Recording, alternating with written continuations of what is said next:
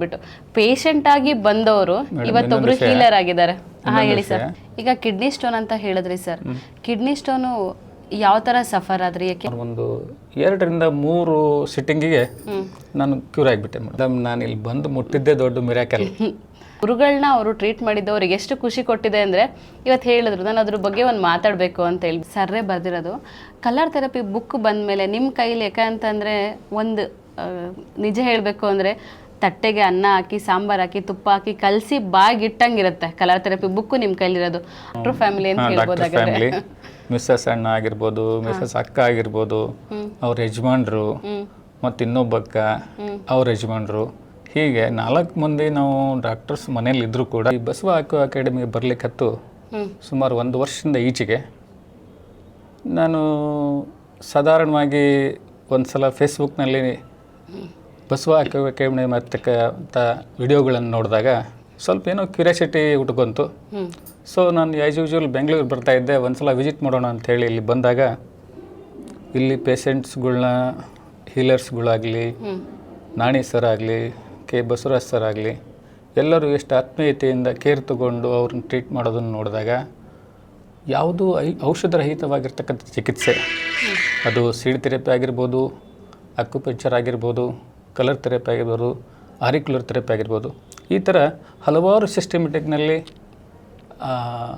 ಬಂದಂಥ ಕಾಯಿಲೆಗಳಿಗಾಗಿ ಬಂದಿರತಕ್ಕಂಥ ಜನರನ್ನ ವಿಶೇಷವಾಗಿ ಮುತುವರ್ಜಿ ವಹಿಸಿ ಅವ್ರಿಗೆ ಟ್ರೀಟ್ಮೆಂಟ್ ಕೊಡೋದನ್ನು ನೋಡಿ, ಸೊ ನನ್ನಲ್ಲಿ ಏನು ಕುಂದುಕೊರತೆಗಳದಾವ ಅಂತಕ್ಕಂಥದ್ದು ನಾನು ನೋಡಿಕೊಂಡು, ಹಾಗೆ ಸೌಮ್ಯ ಮಾಡೋವ್ರನ್ನ ಫಸ್ಟ್ ಟೈಮ್ ನಾನು ಅವ್ರಿಗೆ ಸಿಕ್ಕಿದ್ದು, ಪರಿಚಯ ಮಾಡಿಕೊಂಡು ಅವ್ರ ಕಡೆ ಟ್ರೀಟ್ಮೆಂಟ್ ತೊಗೊಂಡೆ.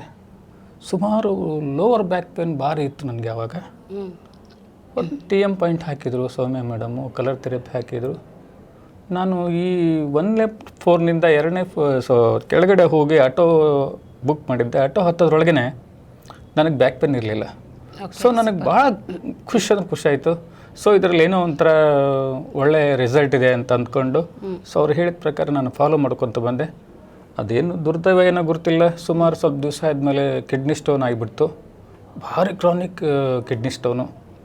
ಅದು ಅವರು ಮೆಡಿಕಲ್ ಲೈನ್ದಲ್ಲಿ ಹೇಳ್ತಾರೆ, ಡೆಲಿವರಿ ಪೇನು ಮತ್ತು ಕಿಡ್ನಿ ಸ್ಟೋನ್ ಪೇನು ಎರಡೂ ಈಕ್ವಲೆಂಟು ಅಂತೇಳಿ. ಆ ಥರ ನೋವು ಅನ್ಭವಿಸ್ಕೊಂಡು ಹೆಂಗೋ ಏನೋ ಧಾರವಾಡದಿಂದ ಬಂದು ಇಲ್ಲಿ ಟ್ರೀಟ್ಮೆಂಟ್ ತೊಗೊಂಡಾಗ ಸುಮಾರು 2 ಅಥವಾ 3 ವಿಸಿಟ್ಗೆ ನನಗೆ ಕಂಪ್ಲೀಟಾಗಿ ಕಿಡ್ನಿ ಸ್ಟೋನ್ ಆಯಿತು. ಅದಾದನಂದರೆ ಸುಮಾರು ಒಂದು 2 ತಿಂಗಳ ಕಡೆ ಹತ್ತಲೇ ಅದೇನು ನಮ್ಮ ಮಿಸ್ಟೇಕೋ ನಂದು ಫಾಲ್ಟೋ ಗೊತ್ತಿಲ್ಲ, ಕ್ರಾನಿಕ್ ನೀ ಪೇನ್ಸ್. ಒಂದು ಹೆಜ್ಜೆನ ನಾನು ಸುಮಾರು 2 ಕಾಲು ಮೇಡಮ್, 2 ಕಾಲು ಬಲಗಡೆ ಭಾಳಿತ್ತು ಮೇಡಮ್. ಬಲಗಡೆ ಅಂತೂ ಭಾಳ ವಿಶೇಷವಾಗಿ ಒಂದು ಹೆಜ್ಜೆ ಸ್ಟೆಪ್ ಹತ್ತಲಿಕ್ಕೆ ಬರ್ತಿಲ್ಲ, ಇಳಿಯ ಬರ್ದಿಲ್ಲ. ನಾನು ಮನೆ ಮೇಲೆ ಇರ್ತೀನಿ. ಸುಮಾರು ಒಂದು 15-20 ನಿಮಿಷ ನಾ 15-20 ನಿಮಿಷ ನಾ ಕೆಳಗೆ ಇಳಿದಿಲ್ಲ. ಸೌಂಡ್ ಇತ್ತು, ಬಾವು ಇತ್ತು, ಸ್ವೆಲ್ಲಿಂಗ್ ಇತ್ತು, ಪೇನ್ ಅಂತೂ ವಿಪರೀತ. ಅದೇನು ಒಂದು ಹೆಜ್ಜೆ ಕಿತ್ತಡಕ್ಕಾಗ್ತಿರ್ಲಿಲ್ಲ. ಸೊ ಹೇಗೋ ಮಾಡಿ ಇಲ್ಲಿ ಬಂದು ಟ್ರೀಟ್ಮೆಂಟ್ ತೊಗೊಂಡೆ. ಸುಮಾರು ಒಂದು 2 ರಿಂದ 3 ಸಿಟ್ಟಿಂಗಿಗೆ ನಾನು ಕ್ಯೂರ್ ಆಗಿಬಿಟ್ಟೆ ಮೇಡಮ್. ಓಕೆ.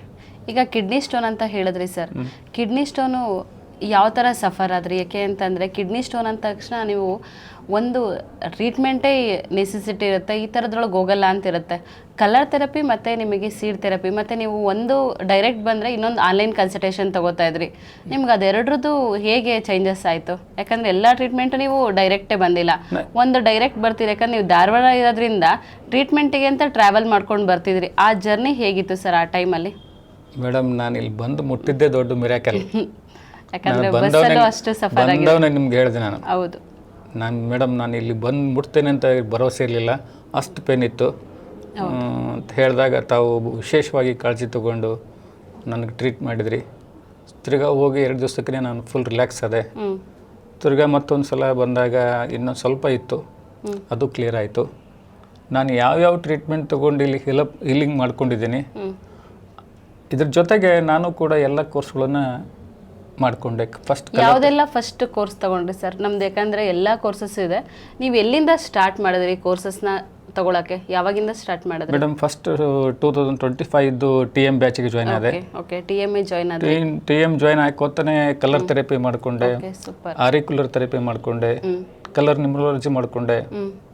ಸೊ ಹೀಗೆ ಆಮೇಲೆ TMದಲ್ಲಂತೂ ಈ ಸಿಂಗಲ್ ಸೀಡ್ ಥೆರಪಿ ಪಾಯಿಂಟ್ಸ್ ಕೊಡ್ತಾರೆ ನೀವು, ಅವನ್ನೆಲ್ಲ ನಾನು ನೋಟ್ಸ್ ಮಾಡ್ಕೊಂಡು ಇಟ್ಕೊಂಡೆ. ಸೊ ನನಗೆ ಹೀಲಪ್ ಆಗೋದ್ರ ಜೊತೆಗೆ ನನಗೆ ಆರೋಗ್ಯ ಒಳ್ಳೇದಾಗೋದ್ರ ಜೊತೆಗೆ ನನ್ನ ಮನೆಯವ್ರಿಗೆ ಎಲ್ಲ, ನನ್ನ ಮಿಸ್ಸಸ್, ನನ್ನ ಮಗಳು, ಹ್ಞೂ ರೀ, ನನ್ನ ಬಂಧು ಬಳಗದರಿಗೆ, ಮತ್ತು ನನ್ನ ಆತ್ಮೀಯವಾಗಿ ಯಾರು ಸಿಕ್ಕಿರ್ತಾರಲ್ಲ ಅವ್ರಿಗೆ ನಾನು ಟ್ರೀಟ್ ಮಾಡಿದೆ. ಅವ್ರಿಗೆ ಟ್ರೀಟ್ ಮಾಡ್ಬೇಕಾದ್ರೆ ರಿಸಲ್ಟ್ ಯಾವ ಥರ ಬರ್ತಾ ಇದೆ ಸರ್? ಯಾಕಂದರೆ ನಮ್ಮ ವಿಧಾನನ ನೀವು ಫಾಲೋ ಮಾಡ್ತಿದ್ದೀರಾ ಅಂತಂದರೆ ಸೊ ಅಲ್ಲಿಂದ ಫೀಡ್ಬ್ಯಾಕ್ ಕೂಡ ಅಷ್ಟೇ ಚೆನ್ನಾಗಿರುತ್ತೆ ಅಂತ ಅನ್ಕೊಂಡು. ಮೇಡಮ್ ಅವ್ರಿಗೆ ನಿಮ್ಮ ಕ್ಲಾಸ್ನೊಳಗೆ ನಾ ಕೇಳಿದಾಗೆ, ನಾನು ನೋಟ್ಸ್ ಮಾಡ್ಕೊಂಡಾಗೆ ಟಂಗ್ ಡಯಾಗ್ನೋಸ್ ಮಾಡ್ಕೊಳ್ಳೋದು, ಪಲ್ಸ್ನ ಹಿಡ್ಕೊಳ್ಳೋದು, ವಾತ ಪಿತ್ತ ಕಫ ಏನು ವೇರಿಯೇಷನ್ ಇದೆ, ಯಾವ ಎನರ್ಜಿ ವೇರಿಯೇಷನ್ ಇದೆ ನೋಡಿಕೊಂಡು ಅವ್ರ ಸಿಂಟಮ್ಸ್ ಏನಿದೆ ಅಂತ ಕೇಳ್ಕೊತೀನಿ. ಕೇಳಿಕೊಂಡು ನನ್ನದೇ ಆಗ್ತಕ್ಕಂಥ ತಮ್ಮ ಎಲ್ಲ ಗೈಡೆನ್ಸ್ ಒಳಗೇನೆ ನಾನು ಒಂದು ಡಿಸಿಷನ್ ತಗೊಂಡು ಏನು ಅಪ್ಲೈ ಮಾಡಬೇಕು, ಕಲರ್ ಥೆರಪಿ ಒಳಗೆ ಏನು ಅಪ್ಲೈ ಮಾಡಬೇಕು, ಸೀಡ್ ಥೆರಪಿ ಒಳಗೆ ಏನು ಅಪ್ಲೈ ಮಾಡಬೇಕು, TM ಪಾಯಿಂಟ್ಸ್ ಕೊಡಬೇಕೋ ಬೇಡ, ಕೊಟ್ಟರೆ ಎಷ್ಟು ಕೇರ್ಫುಲ್ಲಾಗಿ ಯಾರಿಗೆ ಕೊಡಬೇಕು ಯಾರಿಗೆ ಕೊಡಬಾರ್ದು ಅನ್ನೋದನ್ನ ವಿಚಾರ ಮಾಡಿ ಎಲ್ಲ ಆ್ಯಂಗಲಿಂದ ವಿಚಾರ ಮಾಡಿಕೊಂಡು ಮಾಡ್ತಾ ಇದ್ದೀನಿ ಮೇಡಮ್. ಒಳ್ಳೆಯದಾಗಿ ನಡೆದಿದೆ. ಒಂದು ವಿಶೇಷ ಅಂದರೆ ನಮ್ಮ ಗುರುಗಳು ಇದ್ದಾರೆ, 75 ವರ್ಷ ಅವ್ರಿಗೆ. ಸುಮ್ಮನೆ ಅವ್ರಿಗೆ ಒಂದೇನೋ ಬೇರೆ ಕೆಲಸಕ್ಕೆ ನಾನು ಅವ್ರಿಗೆ ವಿಸಿಟ್ ಹೋಗಿದ್ದೆ. ಪಾಪ ಅವರು ಮಠಾಧೀಶರು, ತಮ್ಮ ನೋವನ್ನು ಯಾರಿಗೂ ಹೇಳ್ಕೊಳಕ್ಕಾಗಲ್ಲ. ಅಂಥ ಸಂದರ್ಭದೊಳಗೆ ಅವರು ಪೂಜೆ ನಡೆದಿತ್ತು, ನಾನು ಅವ್ರನ್ನ ವೆಯ್ಟ್ ಮಾಡೋಕ್ಕಂತ ನಿಂತ್ಕೊಂಡಿದ್ದೆ. ಅವರು ಅವಾಗ ಯಾರಿಗೋ ಫೋನ್ ಬಂತು, ಇಲ್ಲಪ್ಪ ನನಗೆ ಭಾಳ ತ್ರಾಸಲ್ಲಾಗ್ತದೆ, ನನಗೆ ತಡ್ಕೊಳಕ್ಕಾಗ್ತಾಯಿಲ್ಲ ಅಂತಂತಂದರು. ಅದನ್ನು ನಾನು ಕೇಳಿಕೊಂಡು ಏನು ತ್ರಾಸಾಗಿದೆ, ಏನು ಕತೆ, ಏನು ವೇರಿಯೇಷನ್ ಆಗಿರಬೇಕು ಆರೋಗ್ಯದಲ್ಲಿ ಅಂಥೇಳಿ ಅವ್ರು ಲಿಂಕ್ ಪೂಜೆ ಮುಗಿಸ್ಕೊಂಡು ಹೊರಗೆ ಬಂದಮೇಲೆ, ಅಪ್ಪಾಜಿ ಮತ್ತು ಯಾರಿಗೋ ಹಿಂಗೈತೆ ಅಂತ ಹೇಳಲಿಕ್ಕತ್ತಿದ್ರಿ. ಮತ್ತು ಯಾರಿಗೆ ಅಂದೆ, ಇಲ್ಲಪ್ಪ ನನಗೆ ಹಿಂಗಾಗಿಬಿಟ್ಟಿದ್ದೆ, ಕಿಡ್ನಿ ಸ್ಟೋನ್ ಆಗಿದೆ, ವಿಪರೀತ ಅಂದರೆ ವಿಪರೀತ ನನಗೆ ತ್ರಾಸ ಮಾಡ್ತಾಯಿದೆ ಅಂತಂದರು.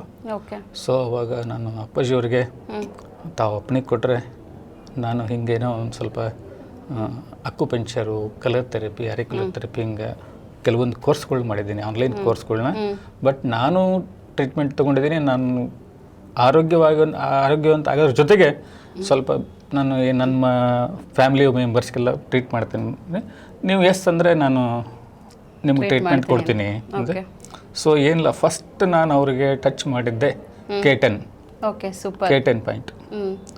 ಅದಾದ ತಕ್ಷಣ ಫಸ್ಟ್ ಟಂಗ್ ನೋಡಿಕೊಂಡೆ, ಆಮೇಲೆ ಪಲ್ಸ್ ನೋಡಿಕೊಂಡೆ. ಕಿಡ್ನಿ ಸ್ಟೋನ್ ಅಂದರೆ ಯೂಶ್ವಲಿ ಹೀಟ್ ಅಥವಾ ಕೋಲ್ಡಿಂದ ಬಂದಿರುತ್ತೆ. ಬಟ್ ಅವ್ರಿಗೇನಿದೆ ನೋಡಿಕೊಂಡೆ, ಹೀಟಿಂದ ಬಂದಿತ್ತು. ಲಿವರ್ 3ನ ಸಡೇಷನ್ ಮಾಡಿದೆ. ಮೇಡಮ್ ನೀವು ಒಪ್ತಿರೋ ಬಿಡ್ತಿರೋ, ಸುಮಾರು ದಿನಗಳಿಂದ ಅವರು ಆ ನೋವು ಅನುಭವಿಸ್ತಾ ಇದ್ರು. ನಾನು ಯಾವತ್ತು ಪಾಯಿಂಟ್ ಹಾಕಿದೆ, ಯಾವತ್ತು ನಾನು K10 ಪ್ರೆಸ್ ಮಾಡಿಕೊಂಡೆ, ಕೆಲವೊಂದು ಕಲರ್ ಥೆರಪಿನ ಅಪ್ಲೈ ಮಾಡಿ ಬಂದೆ, ಅವತ್ತಿನಿಂದ ಹಿಡಿದು ಅವ್ರಿಗೆ ನೋವೇ ಬರಲಿಲ್ಲ. ಸೊ ಅವ್ರಿಗೆ ಆಶ್ಚರ್ಯ ಆಗಿದೆ. ಸುಮಾರು 1 ವಾರ ನನ್ನ ಹುಡುಕಿಸಿದ್ರು ಅವರು, ಇವ್ರು ಯಾರು, ಎಲ್ಲಿಂದ ಬಂದರು, ಏನು ಕತೆ ಅಂಥೇಳಿ ಹುಡುಕಿಸ್ಕೊಂಡು ನನ್ನ ಪತ್ತೆ ಹಚ್ಚಿ ನನ್ನ ಫೋನ್ ನಂಬರ್ ತೊಗೊಂಡು ಮಾತಾಡಿ, ಇಲ್ಲಪ್ಪ ಇನ್ನೊಂದು ಸಲ ಬಂದು ಹೋಗು ಅಂತ ಹೇಳಿದರು. ಹೋಗಿ ಅವ್ರಿಗೆ ಭೇಟಿಯಾದೆ. ಅವರು ಒಂದೇ ಮಾತು ಹೇಳಿದರು, ಇಲ್ಲಪ್ಪ ನೀವು ದೊಡ್ಡ ಅಜ್ಜನ ರೂಪದೊಳಗೆ ಬಂದಿದೆಯಾ, ನನಗೆ ಭಾಳ ಅವತ್ತಿನಿಂದ ಹೊಟ್ಟೆ ನೋವಿಲ್ಲ, ಇನ್ನು ನನ್ನ ಆರೋಗ್ಯದಲ್ಲಿ ಏನಾದ್ರು ಸ್ವಲ್ಪ ಇದ್ರ ನೀವೇ ಗಮನಿಸ್ಬೇಕು ಅಂದರು. ಅಂದರೆ ಎಷ್ಟು ಜನಕ್ಕೆ ಸಿಗುತ್ತಲ್ವ ಈ ಥರ ಪುಣ್ಯ. ಅವರ ಮಠಾಧೀಶರು ಅಷ್ಟು ದೊಡ್ಡವ್ರನ್ನ ಹೋಗಿ ಟ್ರೀಟ್ ಮಾಡೋದು, ಅವ್ರನ್ನ ಹೀಲ್ ಮಾಡಿ ಅವ್ರ ನೋವಿಂದ ಹೊರಗಡೆ ತರೋದು ಸುಮ್ಮನೆ ಮಾತಲ್ಲ. ಯಾಕಂದರೆ ಇವ್ರನ್ನ ಹುಡುಕಿಸ್ಬೇಕಂದ್ರೆ ಅವರಿಗೆ ಪೇಯ್ನ್ ಕಡಿಮೆ ಆದರೆ ಮಾತ್ರ ಅವರು ಮತ್ತೆ ಅವ್ರನ್ನ ರೀಚ್ ಆಗಬೇಕು ಅಂತ ಟ್ರೈ ಮಾಡ್ತಾರೆ. ಒಂದು K10 ಆಗಿರ್ಬೋದು. ಈಗ ನಾವು K10 ಅಂದ ತಕ್ಷಣ ನೀವು ಎಲ್ಲರೂ ಮಾಡೋದು ಬೇಡ, ಯಾಕಂದರೆ K10 ಕೋಲ್ಡ್ ಪಾಯಿಂಟ್, ನಿಮ್ಮ ದೇಹನ ಕೋಲ್ಡ್ ಮಾಡುತ್ತೆ. ನಾವು ಏನು ಹೇಳ್ತಿದ್ದೀವಿ ಅಂದರೆ ಒಂದು ವಿಧಾನದಿಂದ ಟ್ರೀಟ್ ಮಾಡ್ತಾ ಹೋಗಬೇಕು. ಯಾವುದೇ ಪೇಷಂಟ್ ಬಂದರು ಅಂದ ತಕ್ಷಣ ನಿಮ್ಮ ನಾಲೆಡ್ಜ್ ಎಷ್ಟಿದೆ ಅದನ್ನು ತೊಗೊಂಡು ಅವರ ಟಂಗು, ಅವ್ರ ಫೇಸ್ ಏನು ಹೇಳ್ತಿದೆ, ಅವ್ರ ಸಿಮ್ಟಮ್ಸ್ ಏನು ಹೇಳ್ತಿದೆ, ಆ ವಿಧಾನದಲ್ಲಿ ನೀವು ಟ್ರೀಟ್ ಮಾಡ್ಕೊಂಡು ಹೋಗ್ತಾ ಇದ್ದೀರಾ ಅಂತಂದರೆ ಖಂಡಿತ ಆ ಸಫರಿಂಗಿಂದ ಹೊರಗಡೆ ಬರ್ಬೋದು. ಇವರ ಲೈಫಲ್ಲಿ ಆಗಿದಂಥ ವಿಶೇಷ ಅವ್ರು ಹೇಳ್ಬೇಕಾದ್ರೆ ಹೇಳಿದ್ರು, ವಿಶೇಷವಾದಂಥದ್ದು ಅಂದರೆ ಅವರು ಗುರುಗಳನ್ನ ಅವರು ಟ್ರೀಟ್ ಮಾಡಿದ್ದು ಅವ್ರಿಗೆ ಎಷ್ಟು ಖುಷಿ ಕೊಟ್ಟಿದೆ ಅಂದರೆ ಇವತ್ತು ಹೇಳಿದ್ರು, ನಾನು ಅದ್ರ ಬಗ್ಗೆ ಒಂದು ಮಾತಾಡಬೇಕು ಅಂತ ಹೇಳ್ಬಿಟ್ಟು. ಪೇಷಂಟ್ ಆಗಿ ಬಂದವರು ಇವತ್ತೊಬ್ರು ಹೀಲರ್ ಆಗಿದ್ದಾರೆ. ಹೇಳಿ ಸರ್. ನನ್ನ ಸಣ್ಣ ಮಗಳಿದ್ದಾಳೆ ಐಶ್ವರ್ಯ ಅಂತೇಳಿ. ಹ್ಞೂ ನಾ ಏನು ಮಾಡ್ತೀನಿ ಎಲ್ಲನೂ ಅಪ್ಡೇಟಾಗಿ ನೋಡ್ಕೊತಾಳೆ. ಓಕೆ. ಒಂದು ಸಲ ಅವಳು ಬೇರೆ ಊರಿಗೆ ಹೋಗಿರ್ತಕ್ಕಂಥ ಸಂದರ್ಭದೊಳಗೆ ಅವ್ರ ಅಜ್ಜಿಗೆ ಸ್ವಲ್ಪ ಆರಾಮಿರಲಿಲ್ಲ. ಓಕೆ. ಸೊ ಎಲ್ಲಿ ಬ್ಲ್ಯಾಕ್ ಕಲರ್ನ ಅಪ್ಲೈ ಮಾಡಬೇಕು ಅಂಥೇಳಿ ಅವಳಿಗೆ ಗುರ್ತಿತ್ತು. ಬಟ್ ಅವ್ರು ಫೋನ್ ಮಾಡಿ ನನ್ನ ಕೇಳಿದರು. ನಾನು ಅವ್ರಿಗೆ ಹೇಳಿದಾಗ ಅವರು ತಪ್ಪು ಮಾರ್ಗದೊಳಗೆ ಕಲರ್ ಹಾಕೊಳ್ಳೋದ್ರು. ಗೊಳೋ ಅಂತ ಆಯ್ತು, ಇದಲ್ಲ ನೀನು ಇನ್ನೂ ಒಂದ್ಸಲ ಕೇಳ್ಬೇಕಾದ್ರೆ ನಿಮ್ಮ ಪಪ್ಪಾಗೆ ಅಂಥೇಳಿ ಅಷ್ಟು ಕಾನ್ಫಿಡೆನ್ಸ್ ಅವಳಿಗೆ. ಹಿಂಗೆ ಮನೆಯಲ್ಲಿ ನನ್ನ ಮಿಸ್ಸಸ್ ಆಗಲಿ, ಮಕ್ಕಳಿಗೆ ಆಗಲಿ, ನನ್ನ ಬಂಧು ಬಳಗರಿಗೆ, ನನ್ನ ಫ್ರೆಂಡ್ ಸರ್ಕಲ್ಗೆ, ನನಗೆ ಗೊತ್ತಿತ್ತಂದ ಕೆಲವೊಬ್ಬರಿಗೆ ಪಾಯಿಂಟ್ಸ್ಗಳು ಸಯಾಟಿಕ ಪೇನ್ಸು ಆಗಲಿ, ಲೋವರ್ ಬ್ಯಾಕ್ ಆಗಲಿ, ಬ್ಯಾಕ್ ಪೇನ್ ಆಗಲಿ. ಸೊ ಏನೋ ಒಂದು ಸ್ವಲ್ಪ ಯಾವ ಗುರುವಿನ ಆಶೀರ್ವಾದದಿಂದ ತಮ್ಮ ಬಸವ ಅಕಾಡೆಮಿ ಎಲ್ಲ ಹೀಲರ್ಗಳ ಒಂದು ಸದುದ್ದೇಶದಿಂದ ಏನೋ ಕಲ್ತ್ಕೊಂಡು ಕೈಲಾದಷ್ಟನ್ನು ಸಮಾಜಕ್ಕೆ ಇದನ್ನು ಒಪ್ಪಿಸ್ಬೇಕು ಅನ್ನೋ ಉದ್ದೇಶಕ್ಕೆ ಮಾಡತ್ತೀನಿ ಮೇಡಮ್. ಎಲ್ಲರದ್ದು ಸಹಕಾರ ಇರಲಿ ಅಂತ ಹೇಳಿ ಈ ಮೂಲಕ ತಮ್ಮನ್ನು ಕೇಳ್ಕೊತೀನಿ. Thank you sir. ಈಗ ಕಲರ್ ಥೆರಪಿ ಬುಕ್ಕು ಬಂದಿದೆ, ಸರ್ರೇ ಬರೆದಿರೋದು. ಕಲರ್ ಥೆರಪಿ ಬುಕ್ ಬಂದಮೇಲೆ ನಿಮ್ಮ ಕೈಲಿ ಯಾಕಂತಂದರೆ ಒಂದು ನಿಜ ಹೇಳಬೇಕು ಅಂದರೆ ತಟ್ಟೆಗೆ ಅನ್ನ ಹಾಕಿ, ಸಾಂಬಾರು ಹಾಕಿ, ತುಪ್ಪ ಹಾಕಿ ಕಲಸಿ ಬಾಗಿಟ್ಟಂಗಿರುತ್ತೆ ಕಲರ್ ಥೆರಪಿ ಬುಕ್ಕು ನಿಮ್ಮ ಕೈಲಿರೋದು. ಆ ಬುಕ್ ಬಂದಮೇಲೆ ಏನೆಲ್ಲ ಚೇಂಜಸ್ ಆಗಿದೆ ಸರ್? ಯಾಕಂದರೆ ಏನೋ ಒಂದು ಸಡನ್ನಾಗಿ ಒಂದು ಸಿಮ್ಟಮ್ಸ್ ಇದೆ, ನಂಗೆ ಯೋಚನೆ ಮಾಡೋಕ್ಕೂ ಟೈಮ್ ಇಲ್ಲ ಅಂದ ತಕ್ಷಣ ನೀವು ಅದನ್ನು ಒಂದು ಸತಿ ರೆಫರ್ ಮಾಡಿದ್ರೆ ನಿಮ್ಗೆ ಅಲ್ಲಿ ಸಿಮ್ಟಮ್ಸ್ ವೈಸ್ ಕಲರ್ ಬರುತ್ತೆ. ಅದೆಷ್ಟು ಚೇಂಜಸ್ ಆಗಿದೆ ನಿಮಗೆ? ಅದು ನಿಮ್ಗೆ ಹೆಲ್ಪ್ ಆಗಿದೆಯಾ colour therapy book? Madam, colour therapy book ಆಗಲಿ, ಆರಿಕ್ಯುಲರ್ ಥೆರಪಿ ಬುಕ್ ಆಗಲಿ, ಇವೆಲ್ಲ ನಮಗೆ ನಾವು ಯಾವ ಧರ್ಮದಲ್ಲಿ ಏನೇನೋ ಧರ್ಮ ಗ್ರಂಥಗಳದಾವಲ್ಲ, ಹಾಗೆ ನಾವು ಅದನ್ನು ಎಷ್ಟು ಪೂಜ್ಯ ಭಾವನೆಯಿಂದ ನೋಡ್ತೇವೆ ಅಂದರೆ ಅಲ್ಲಿ ವಿಶೇಷವಾಗಿ ಆರಿಕ್ಯುಲರ್ ಬುಕ್ನ ನ್ಯೂಮರಾಲಜಿ, ಕಲರ್ ಥೆರಪಿ ಇರ್ಬೋದು. ಈಗ ಮತ್ತೆ ಬೈಬಲ್ ಒಂದು ಹೊರಗೆ ಬರ್ತಾ ಇದೆ, ಅಂದರೆ ಭಗವದ್ಗೀತೆ ಏನಾದರೂ ಹೊರಗೆ ಬಂತು ಮೇಡಮ್, ಸಮಾಜಕ್ಕೆ ದೊಡ್ಡ ಕೊಡುಗೆ. ಹೌದು ಸರ್. ಆ ಬುಕ್ಕು ಆದಷ್ಟು ಬೇಗ ಲಾಂಚ್ ಆಗಲಿ ಅಂತಕ್ಕಂಥದ್ದನ್ನು ಆಶಿಸ್ತಾ ನಾವೆಲ್ಲನೂ ಕೂಡ ಬುಕ್ ಬರೆಯೋದ್ರೊಳಗೇನೆ ಬ್ಯುಸಿ ಇದ್ದೀವಿ. ಸೊ ಡಾಕ್ಟರ್ ಬಸವರಾಜ್ ಅವರು ಸಮಾಜಕ್ಕೆ ಒಂದು ವಿಶೇಷವಾಗಿರ್ತಕ್ಕಂಥ ಕೊಡುಗೆ ಕೊಟ್ಟು ತಮ್ಮ ಜೀವನವನ್ನೇ ಒಂದು ಸಾರ್ಥಕವಾಗಿ ಮಾಡಿಕೊಂಡ್ರು ಅಂತ ಹೇಳ್ಬೋದು. ಖಂಡಿತ ಸರ್. ಈಗ ಇಷ್ಟೆಲ್ಲ ಮಾಡ್ತಾ ಹೋಗಿದ್ರೆ ನಿಮ್ಮ ಫ್ಯಾಮಿಲಿಲಿ ನೀವು ನಮ್ಮನ್ನು ರೀಚ್ ಆಗೋದಕ್ಕಿಂತ ಮುಂಚೆ ಈಗೂ ಹೇಗೆ ನಿಮ್ಮನ್ನು ಐಡೆಂಟಿಫೈ ಮಾಡ್ತಾರೆ ಸರ್? ಯಾಕಂದರೆ ನೀವು ಅಡ್ವೊಕೇಟ್, ನೀವು ಹೇಳ್ತಾನೆ ಹೇಳಿದ್ರಿ ನಿಮ್ಮ ವೃತ್ತಿನೇ ಬೇರೆ, ನೀವು ಆಯ್ಕೊಂಡಿರೋ ಪ್ರೊಫೆಷನ್ನೇ ಬೇರೆ. ಆ ಎರಡರ ಜೊತೆಗೂ ಹೇಗೆ ನಿಮ್ಮ ಲೈಫ್ ನಡೀತಾ ಇದೆ, ಜರ್ನಿ ಹೇಗಿದೆ? ಮನೆಯಲ್ಲಿನೇ 4 ಮಂದಿ ಡಾಕ್ಟರ್ಸ್ ಇದ್ದಾರೆ. Okay, super sir. Doctor family ಅಂತ ಹೇಳ್ಬೋದಾಗುತ್ತೆ. ಮಿಸ್ಸಸ್ ಅಣ್ಣ ಆಗಿರ್ಬೋದು, ಮಿಸ್ಸಸ್ ಅಕ್ಕ ಆಗಿರ್ಬೋದು, ಅವ್ರ ಯಜಮಾನ್ರು, ಮತ್ತು ಇನ್ನೊಬ್ಬಕ್ಕ ಅವ್ರ ಯಜಮಾನ್ರು, ಹೀಗೆ 4 ಮಂದಿ ನಾವು ಡಾಕ್ಟರ್ಸ್ ಮನೇಲಿ ಇದ್ದರೂ ಕೂಡ ಮೊದಲೇ ಸಣ್ಣ ಪುಟ್ಟ ಏನೋ ಕಾಯಿಲೆಗಳು ಬಂದಾಗ ಅವ್ರಿಗೆ ಫೋನ್ ಮಾಡಿ ಏನೋ ಒಂದು ಮಾತ್ರೆ ತಗೋತಿದ್ವಿ. ನಾನು ಮಾತ್ರೆ ತಗೊಳ್ಳೋದಂತೂ ಭಾಳ ಕಡಿಮೆ ಮೇಡಮ್. ನಾನು ಮೆಡಿಕಲ್ ಅಂದರೆ ನನಗೆ ಅಲರ್ಜಿ. ನಾ ಏನೋ ಸಣ್ಣ ಪುಟ್ಟ ಆಯುರ್ವೇದಿಕ್ಕಿದ್ದು ತಪ್ಪಲನೋ ಏನೋ ಮಾಡಿಕೊಂಡು ಸರಿ ಮಾಡ್ಕೊತಿದ್ವಿ. ಬಸವ ಅಕಾಡೆಮಿ ಇಂಟ್ರೊಡ್ಯೂಸ್ ಆಗಿಂದ ನಾವು ಯಾವ ಕಡೆನೂ ಕೂಡ ತಿರುಗಿ ನೋಡಿದ ಹಾಗೆ ಇಲ್ಲೇ ನಾವು ಅನುಕೂಲ ತಗೊಳ್ತಾ ಇದ್ದೀವಿ. ಈ ಅಕಾಡೆಮಿಯಿಂದ ಸಮಾಜಕ್ಕೆ ವಿಶೇಷವಾಗಿರ್ತಕ್ಕಂಥ ಒಂದು ಅನುಕೂಲ ಸಿಕ್ಕಿದೆ. ಎಲ್ಲರೂ ಕೂಡ ಸದುಪಯೋಗ ಪಡಿಸ್ಕೊಂಡು ತಮ್ಮ ಆರೋಗ್ಯವನ್ನು ಕಾಯ್ಕೋಬೇಕು ಅಂಥೇಳಿ ಈ ಮೂಲಕ ಎಲ್ಲರಲ್ಲೂ ವಿಶೇಷವಾಗಿ ಪ್ರಾರ್ಥನೆ ಮಾಡ್ಕೊತಾರೆ. ನೆಕ್ಸ್ಟು ಮೇ ಮಂತಲ್ಲಿ ನಮ್ಮದು ಕಲರ್ ಥೆರಪಿ ಕೋರ್ಸ್ ಬರ್ತಾ ಇದೆ.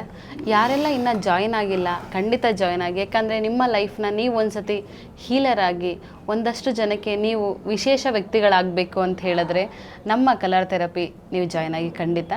ಸರ್ ಹೇಳಿದ್ರಲ್ವಾ, ಸೊ ಯಾವುದೇ ಒಂದು ಒಬ್ಬರನ್ನ ವ್ಯಕ್ತಿನ ನಾವು ರೀಚ್ ಆಗಬೇಕು ಅಂದರೂ ಕೂಡ ಭಗವಂತನ ಆಶೀರ್ವಾದ ಇರಬೇಕು. ಹಾಗೆ ನಾವು ಇಲ್ಲೆಲ್ಲ ಇದ್ದೀವಿ ಅಂತ ಹೇಳಿದ್ರೆ ಆ ಭಗವಂತ ನಮ್ಮ ಜನಗಳನ್ನ ಸೇವೆ ಮಾಡಲಿ ಅಂತಲೇ ನಮ್ಮನ್ನ ಇಲ್ಲಿ ಕಳಿಸಿದಾನೆ ಅಂತ ಹೇಳ್ಬೋದು. ಅದರೊಳಗೆ ಒಂದು ಅದ್ಭುತ ಅಂತ ಹೇಳಿದ್ರೆ ಬಸವರಾಜ್ ಸರ್. ಅವ್ರು ಯಾವುದೇ ಒಂದನ್ನು ಕಲ್ತರೂ ಕೂಡ ಅವ್ರು ಹೋಲ್ಡ್ ಮಾಡಿ ಅವ್ರ ಹತ್ರ ಇಟ್ಕೊಳ್ಳಲ್ಲ. ಅವ್ರು ಏನು ಮಾಡ್ತಾರೆ ಅಂತಂದರೆ ಅವ್ರು ಏನೆಲ್ಲ ಕಲ್ತಿದ್ದಾರೆ ಒಂದಷ್ಟು ಜನಕ್ಕೆ ಕಲಿಬೇಕು. ಅವರ ಉದ್ದೇಶ ಏನಂತಂದರೆ ಮನೆಯಲ್ಲೂ ಕೂಡ ಹೀಲರ್ ಇರಬೇಕು. ಅದೆಷ್ಟು ಚೆನ್ನಾಗಿದೆ ಅಲ್ಲ, ಹೇಳೋಕ್ಕೆ ತುಂಬ ಚೆನ್ನಾಗಿ ಆಗಿರುತ್ತೆ. ಔಷಧಿ ಮುಕ್ತವಾಗಿ ಬದುಕಬೇಕು. ಯಾಕಂದರೆ ನಾವು ತಿಂತಿರೋ ಫುಡ್ಡಲ್ಲಂತೂ ಎನರ್ಜಿ ಇಲ್ಲ. ಯಾಕಂದರೆ ಎಲ್ಲ ಹೈಬ್ರಿಡ್ ಆಗಿರೋದ್ರಿಂದ ನಮ್ಮ ಬದುಕಾದರೂ ಒಂದು ಸ್ವಲ್ಪ ನಾವು ತಗೊಳ್ಳೋ ನಿರ್ಧಾರ ಆಗಿರ್ಬೋದು, ನಾವು ಆಡೋ ಆಲೋಚನೆಗಳಾಗಿರ್ಬೋದು, ಅದೆಲ್ಲದನ್ನು ಕೂಡ ಒಂದು ಏನಂತ ಹೇಳ್ಬೋದು ಫುಲ್ಫಿಲ್ ಅಂತ ಹೇಳ್ಬೋದು. ಆ ನಿಟ್ಟಿನಲ್ಲಿ ಅವರ ಜೀವನ ಅದ್ರ ಜೊತೆಗೆ ನಮ್ಮೆಲ್ಲರನ್ನೂ ಕರ್ಕೊಂಡು ಹೋಗ್ತಿದ್ದಾರೆ. ಇಲ್ಲಿ ನಾವು ಇರೋಕ್ಕೆ ತುಂಬಾ ಖುಷಿ ಪಡ್ತೀವಿ. ಅದ್ರ ಜೊತೆಗೆ ಇವರೆಲ್ಲ ಫೀಡ್ಬ್ಯಾಕ್ ಹೇಳ್ತಾರಲ್ಲ, ತುಂಬ ಖುಷಿ ಅನಿಸುತ್ತೆ. ಬರೀ ಎದುರುಗಡೆ ಬಂದು ಟ್ರೀಟ್ ಮಾಡಿಸ್ಕೊಂಡಿದ್ದಾರೆ, ಇಷ್ಟು ಚೆನ್ನಾಗಾಗಿದ್ದಾರೆ ಅಂತಲ್ಲ.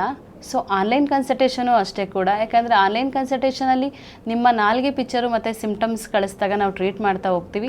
ಅಲ್ಲೂ ಕೂಡ ನೀವು ಏನೆಲ್ಲ ಸಿಮ್ಟಮ್ಸ್ ಹೇಳಿರ್ತೀರಾ, ನಿಮ್ಮ ನಾಲ್ಗೆ ಏನನ್ನು ಅನಾಲಿಸಿಸ್ ಮಾಡ್ತಿರುತ್ತೆ ಅದೆಲ್ಲನೂ ಸೇರಿ ಆನ್ಲೈನಲ್ಲೂ ಕೂಡ ಕನ್ಸಲ್ಟೇಷನ್ ಕೊಡ್ತೀವಿ. ಇದೆಲ್ಲದ್ರ ಜೊತೆಗೆ ಬುಕ್ಗಳಂತೂ ತುಂಬ ಚೆನ್ನಾಗಿ ಮ್ಯಾಜಿಕ್ ಮಾಡ್ತಾ ಇದೆ. ಎಷ್ಟೊಂದು ಜನ ನಮ್ಮನ್ನು ರೀಚೇ ಆಗಿರಲ್ಲ, ಬುಕ್ ನೋಡಿ ಕಲರ್ ಅಪ್ಲೈ ಮಾಡ್ಕೊಂಡು ನಾನು ಚೆನ್ನಾಗಾಗಿದ್ದೀನಿ ಅಂತ ಹೇಳ್ತಾರೆ. ಸೊ ಇದೆಲ್ಲದಕ್ಕೂ ನಾವು ಸರ್ಗೇ ಥ್ಯಾಂಕ್ಸ್ ಹೇಳಬೇಕು. Thank you. ಇದು ರೈಟ್ ನ್ಯೂಸ್.